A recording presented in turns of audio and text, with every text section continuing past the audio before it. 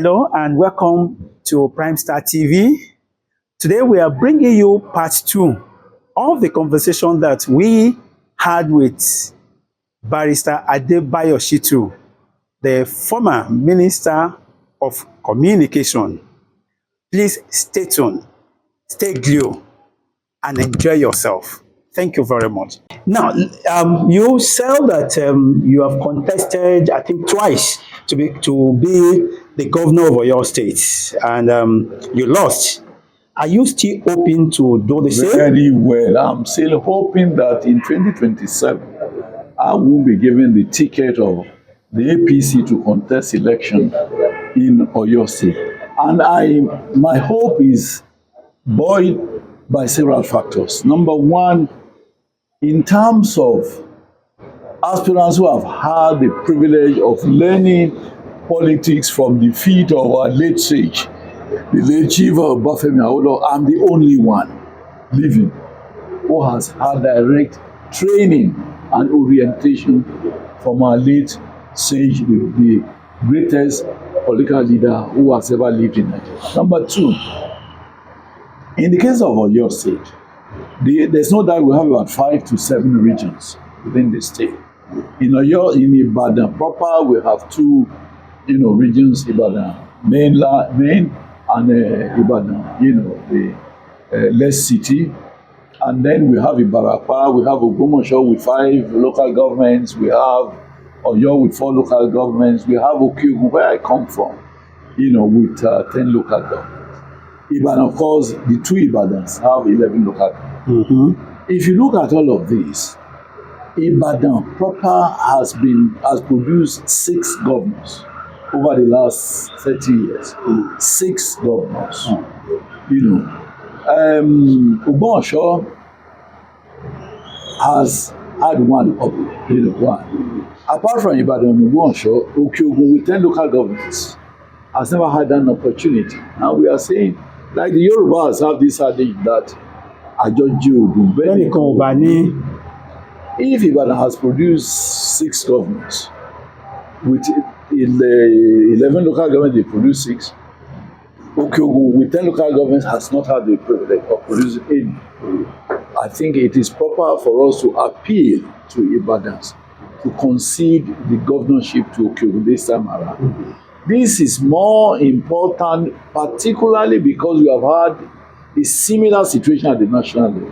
Okay. At the national level, presidents have always come from the north. But in 2023, appeals were made to the north and they conceded to Yoruba. If the north had not conceded to Yoruba land, it would have not been feasible for us to have a Tinubu as president today. So if the north has been able to do that for the Yorubas, in ipso facto, I think Ibadan should also concede so that we continue to enjoy political stability, so that we continue to enjoy unity, and political stability, So this is my appeal, and I'm hoping that that wisdom and good conscience will prevail in this matter. Of course, I am also ready for competitive bidding, but I think that what will make for the strengthening of our unity as a cosmopolitan state, that is Oyo State, would, dictate that we should make concessions for ourselves. Sir, politics is about number. You've just talked about the fact that Ibadan has 11 local government. What about if Ibadan decides not to concede? Then we compete for it, but it will not be in the interest of even Ibadan. Okay. Now there will be suspicion, there will be bad blood, because a lot of communities outside Ibadan are now feeling that they should be given a sense of belonging. It's not about the mighty. The mightier you be, the exclusively you get the situation. Because whether we like it or we will remain Oyo State, we will remain one state, but the importance of unity cannot be overemphasized. So, for me, I want to believe that wisdom and good conscience will prevail.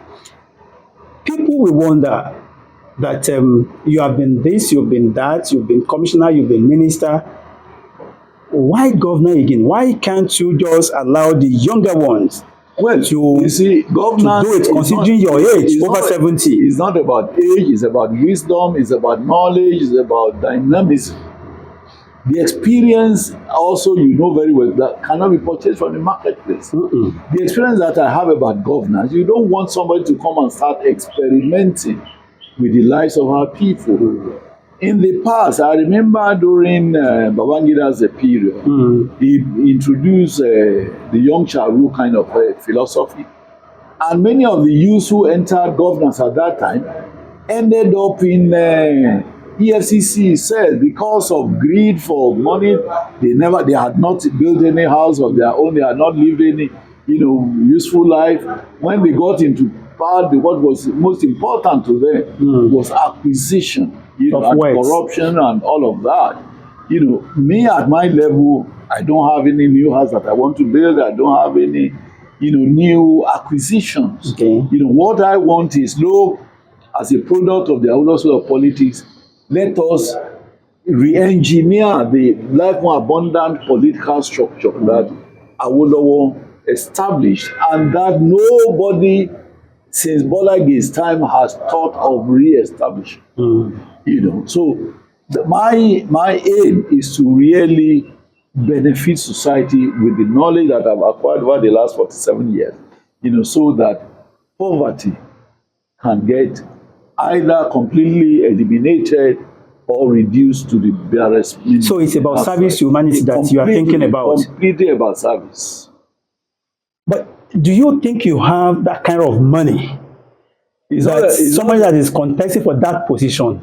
Well, I know that a lot of money misrule people are trying to bastardize governance and elections. But I still believe that our people should not mind taking money from the money misrule elements and still, work for their own interest, which is getting somebody who has the necessary experience to establish better governance in society. Why do you think that Ibadan should consider you? Let us even assume that they want to concede. Well, why do you think that you are the right person for Ibadan to concede to? I am the most experienced in terms of political experience. Okay, apart from experience, what other qualities do you have? I am also an incredibly honest person. Okay. You need experience. Sorry before you go further. You please don't forget what you want to say. Yes. I remember my interaction with lawyer. Okay. Who told me that Awolowo lost because he was too honest. He even said that he couldn't work with Awolowo because Awolowo was a very honest person. Now politics doesn't need people like that. By the grace of God, I will remain an honest person. If that is what is going to cost me whatever position I look like, I will be a satisfied person. Okay. Why would we abandon morality in governance? Governance is about trust. You want to hold the trust of the people. There's nothing which will make me, for instance, steal government money. Not only will I not steal, I will not also allow anybody under my administration to steal. Because the projects that I want to do for society are too important and too expensive that I cannot afford people to start stealing government money. I want, for instance, to do free education at all levels, not just at primary and secondary school, even up to university level. I want to do, free health services. Are you talking about partial free education? Partial, or are you talking about it must be to the university level, at least in all government institutions. Anybody who chooses to go to private university institution, just like if you are providing people with free food, you cannot insist that they must eat your food. Okay. So we have universities, and we are, by the grace of God, going to establish more universities in Oyo State to take care of all our citizens. Remember, and I'm buoyed by what our Lord once said. He said, if you fail to educate the children of the poor, they will ensure that your own children cannot sleep with both eyes closed. And that is why you have banditry in the Northwest now. It is the horse of children who are born into society, into communities, and who are abandoned, from being, educated. When they grow up and they see that they don't have a future, of course they rebel against society. So I would try to prevent that situation that we will now have, bandits sprouting from our land in Oyo State. So for me, these are deals that we must establish. Of course, I'm telling this to the public. It is in their own interest to make their choices. If they feel that they don't want some of these, laudable projects, it's up to them. But for me, I am offering myself, I'm offering my services, I'm offering my knowledge, wisdom, experience to come and re-establish the Awolowo era of life more abundant for citizens and residents. I enjoyed Awolowo free education. My parents just bought me the uniform, and I think I went to school. They gave me the books, they gave me everything that I needed. Do you think that the government of today can finance that? We will. Let me tell you why it is possible for government to do it. If you have 10 children, and on the same day you give each of them 1 million naira, in a month's time, if you invite these 10 and ask each of them to give an account of what he's been able to do with his money, they will give different accounts. You have some of them who would say, look, Daddy, the 100 million you have given me, I kept it somewhere because I don't want anything to happen. Some will say, Daddy, I did a business and now the money is about 5 million. Some will say, oh, I'm sorry, I got scammed, by, and all kinds of things. So it depends on the intelligence and the wisdom and the experience and the exposure of each person who is giving that exposure to money.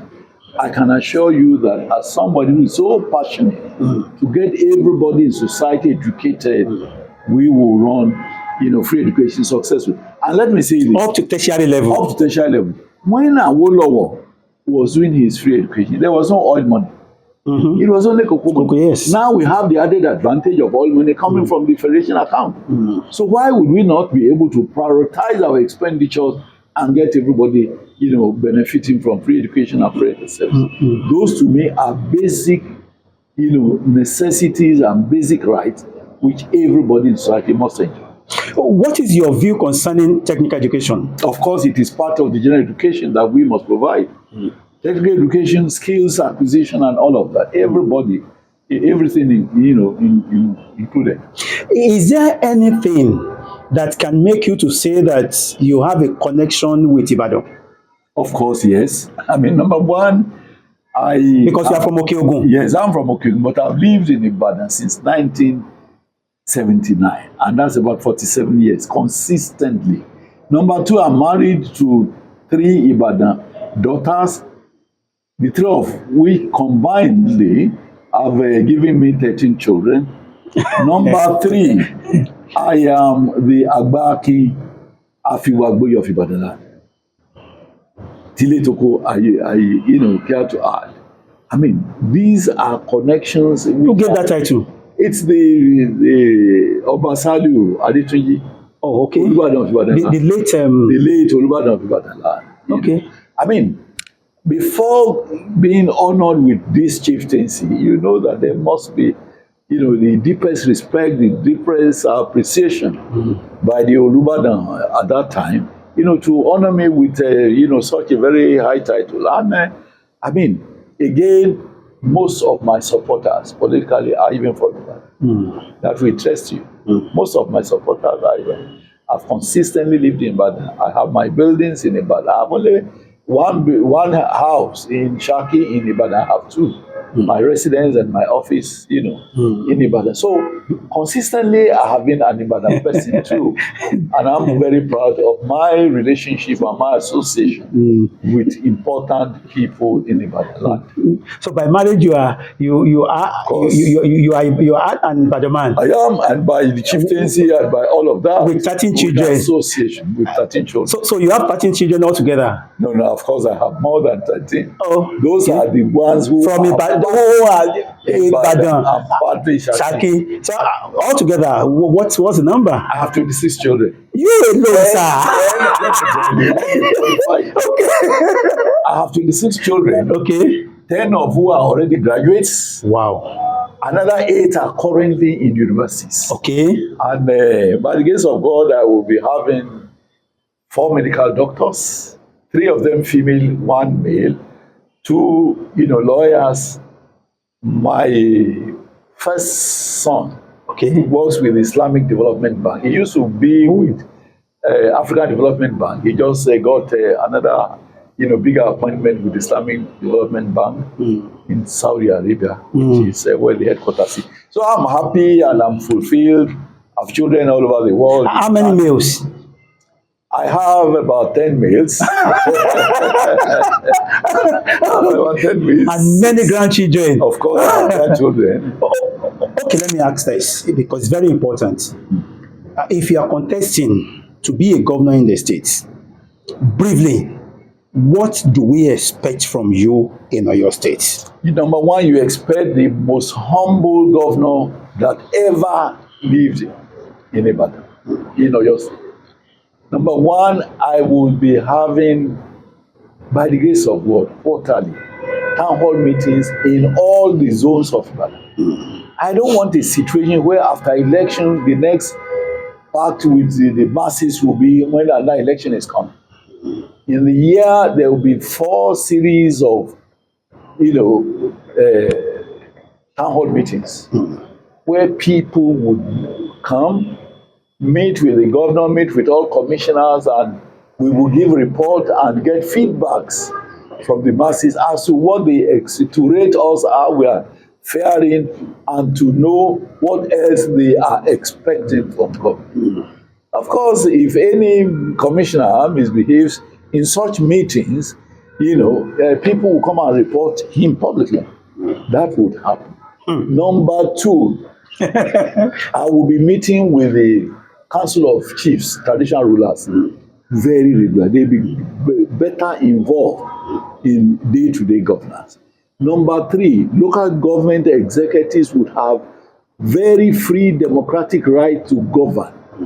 Not a couple of their finances will be touched. I would ensure that democracy is strengthened at the state level as much as in the local government level.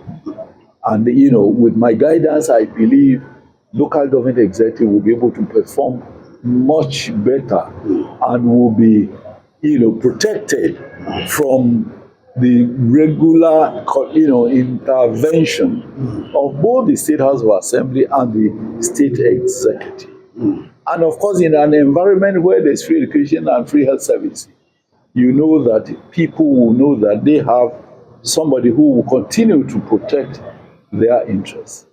I will be a governor who will be with the people all of the time. There will be continuous communication channels between the government and the governed so that anybody who has any complaint will have opportunity of getting his complaints to the government within 24 hours of such a thing happening. And as far as I'm concerned, my government will be the people's government. And I am sure that by the time we establish such government, people from other states will be coming to learn the rudiments of good governance from Oyo State. Let me get your opinion concerning regional government. Honestly, this will sound very unpopular. I don't believe in it. Okay. And the reason is this.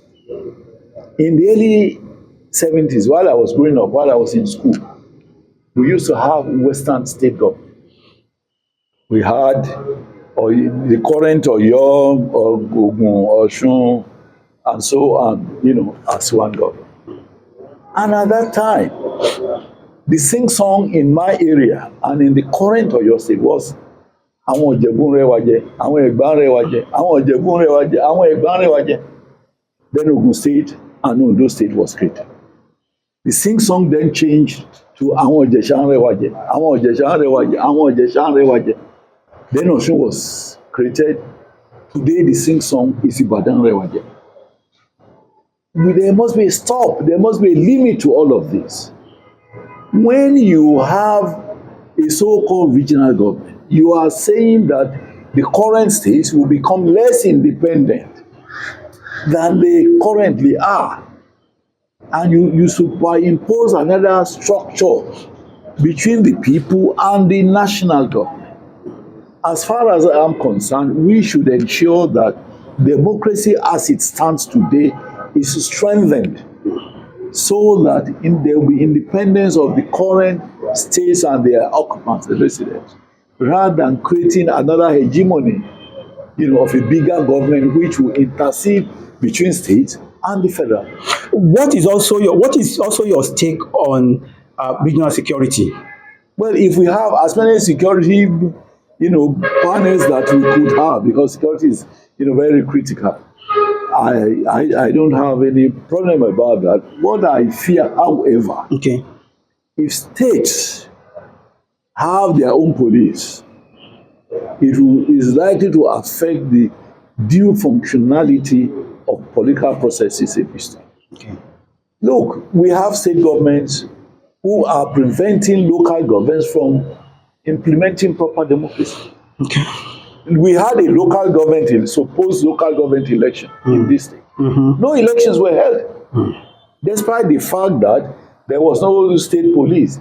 Merely having a state independent electoral commission was enough for state governors to compromise the integrity of local government elections, such that people were just chosen. Elections never held, and I challenge anybody. So if you now have a police at the local government level, you can now imagine the negative implication of governors having absolute control on security forces. But again, the point you have just made is also the same point that has been made concerning the federal government having absolute control In what over the security. If the federal government had absolute control on the federal government, and the federal government is an APC, government, it would have been impossible, if what you are saying is true, to have the kind of local government election that we had. Okay. The national police was never in any way used against any state governor anywhere that I know. But the reverse or the vice versa will be the case if we have governors on top of having state electoral officers also now having, state police. So what should be the role of something like Amotekun? Well, Amotekun is okay. They are subservient to the Nigerian police. Okay. They are subservient. If they have issues, they have to, seek the support of police. I see them as, people who give the Nigerian police information if there are security issues, for the intervention of the Nigerian police. What is also your opinion on resource control? Well, again, I was telling you, during Awolowo's time, there was no, petrol, finances from petrol. Awolowo did his best to ensure that education was funded. How many governments, regional governments in Nigeria at that time was able to implement the same? So as far as I'm concerned, in today's Nigeria, if resource control is absolutely in the hands of states, Okay. some states will become more powerful than even the federal government. Okay. And they could destabilize the federal government if they have all. So for today, as of today, but the law says that all resources underground should reside, the ownership should reside in the federal government, which will then redistribute to ensure, stability all across the land. Let us also quickly look at insecurity. I have been to OkeOgun. What I saw there, I couldn't believe. I have done a report. I went there for an investigation, and what I saw, I wouldn't believe that such a thing could be happening. Like what? Fulani terrorizing, Fulani killing. I met a woman that her husband was killed and nobody is taking care of her. But there's a particular man I met in an hut, inside bush, whose hand has been amputated by a Fulani. Now, the effect of this, it has effect on agriculture, and I'm sure that is why we can't produce enough food. Now, what do you think is the practical, and I want to emphasize the word practical, way of ensuring that security is tackled? Secondly, agriculture is, is well promoted. Let me tell you straight away about Fulani grazing. There must be anti-grazing law all across Nigeria. Okay. Look, we take milk now, imported milk from Norway and Netherlands and all of that.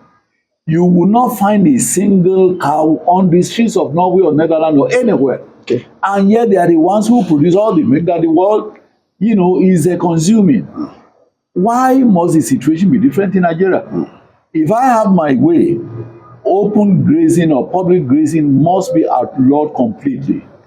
I am unhappy that during the Buhari regime, the then Minister of Agri, Adebayo, had a master plan on establishing, yards, protected yards for grazing and for rearing cows. Unfortunately, some elements within the Buhari administration did not allow that, proposal, to be implemented. If the Tinubu government will have the courage to invite Adebayo to assist Nigeria with his, proposal on, ensuring that cattle are not allowed on the streets or in the forest, other than in secluded area, I think we will get somewhere, about it. I am happy that currently some effort has been made, with a new minister for cattle, rearing, who is in place. And I'm also happy that government is doing some collaboration with Brazilian cattle, industry.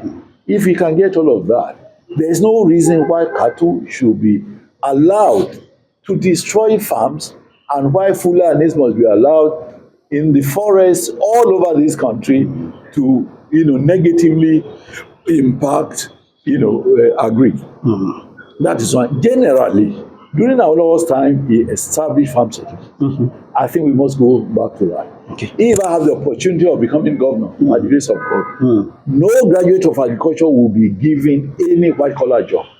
They would all be given 10 acres of land, be given tractors, and be given seed money for them, because they are trained farmers.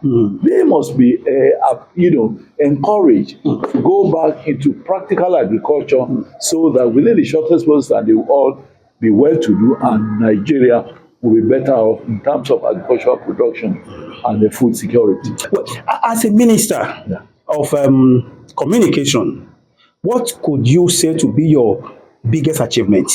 Well, the communications industry is not like any other industry. It's about rules, it's about regulations for the operationalization of telecommunications companies and services.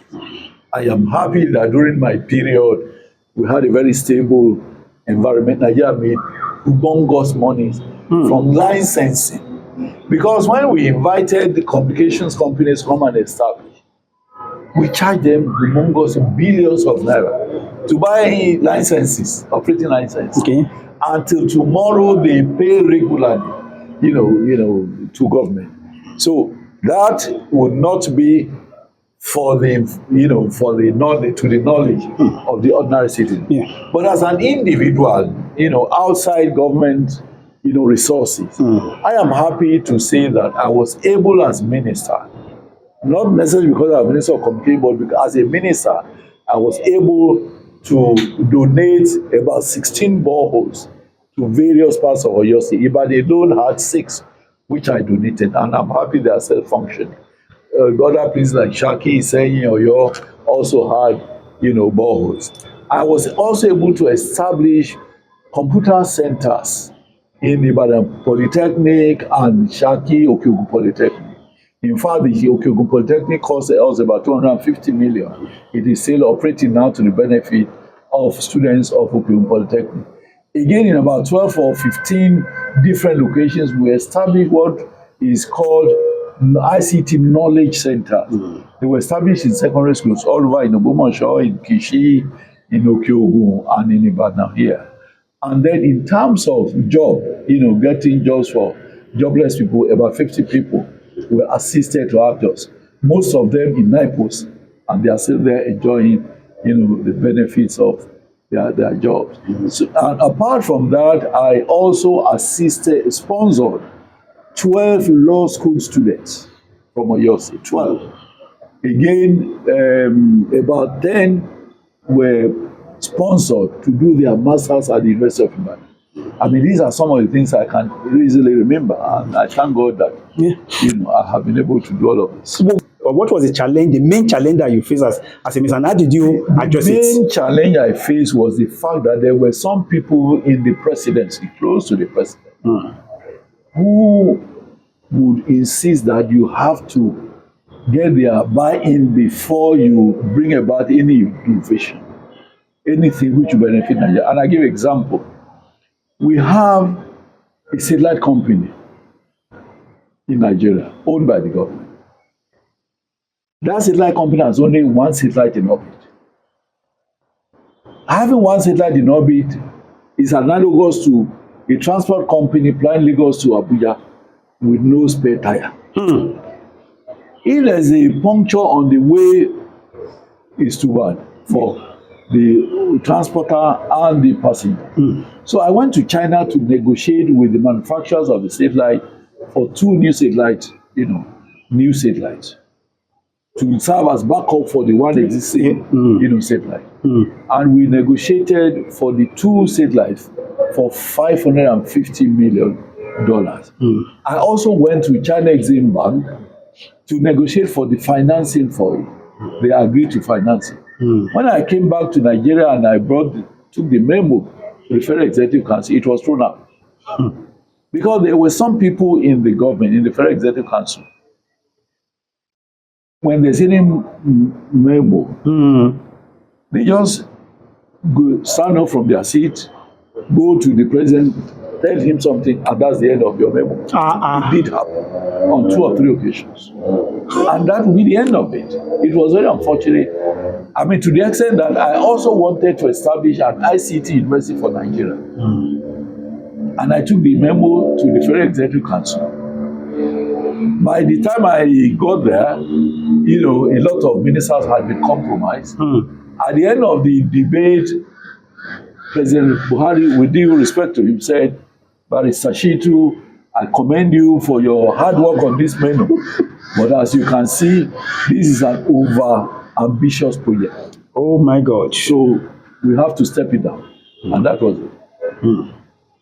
And that was it. So those were very serious challenges which are very regrettable. But it happened that there was nothing I could do because I was not on the driver's side. I cannot be on the driver's side of any government. And somebody will tell me that establishing an ICT university is an over-ambitious project.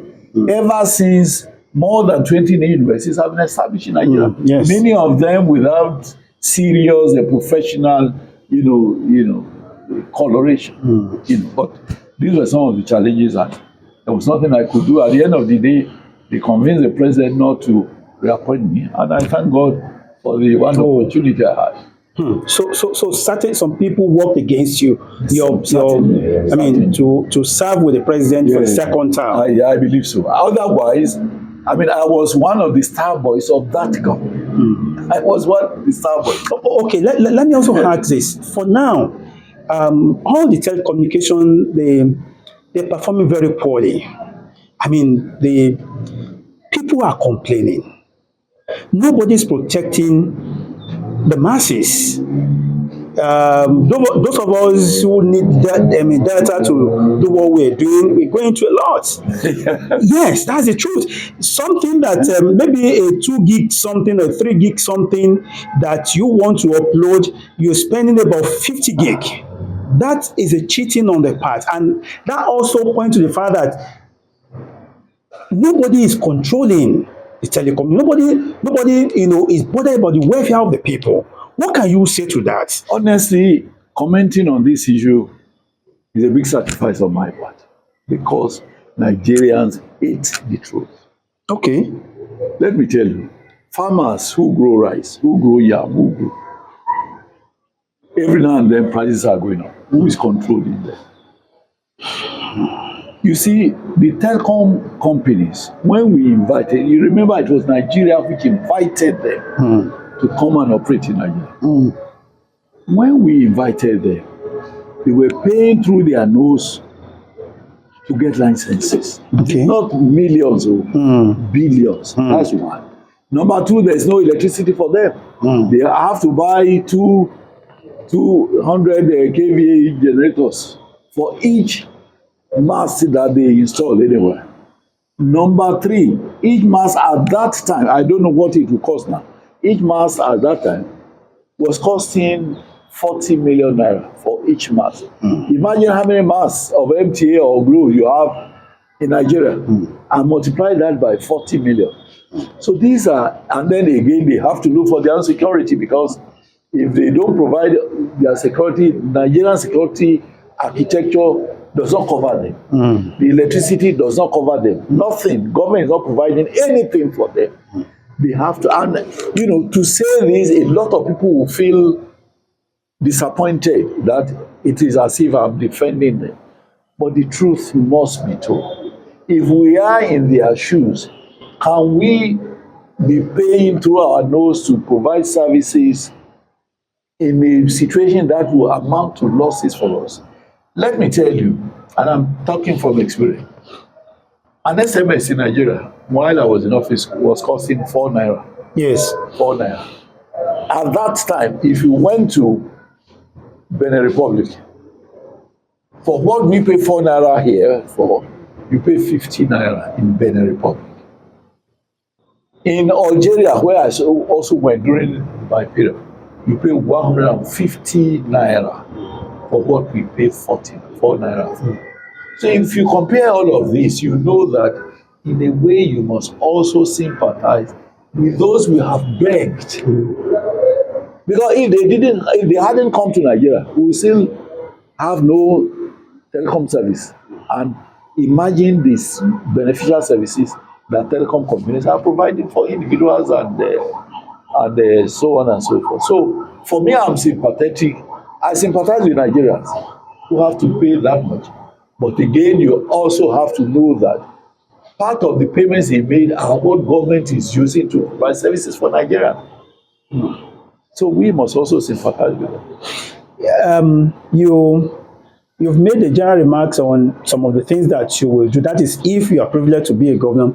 But I want you to speak to what the youth and the women should expect from you. Number one, education. That education is the benefit of youth. Okay.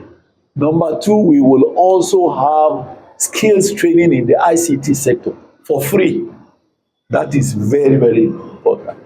For women in particular, we would extend resources for business resources. We will provide business resources in abundance after providing entrepreneurial training for them.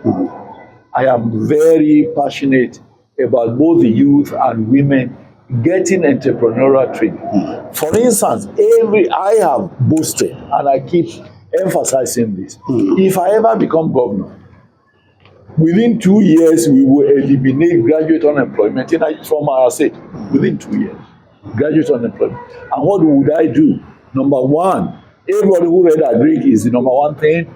We will provide them with resources, with land, with money, with tractors. For all other graduates, we will take them through a 3-month entrepreneurship training, after which they will be required to write feasibility report of whatever they think their entrepreneurship training and their university training can, bring about, and we will sponsor, we will give them money to start businesses, so that within 2 years, I expect that there will no more be graduate unemployment in Oyo State. When people remember Barrister Shittu, what do you hope they will remember most?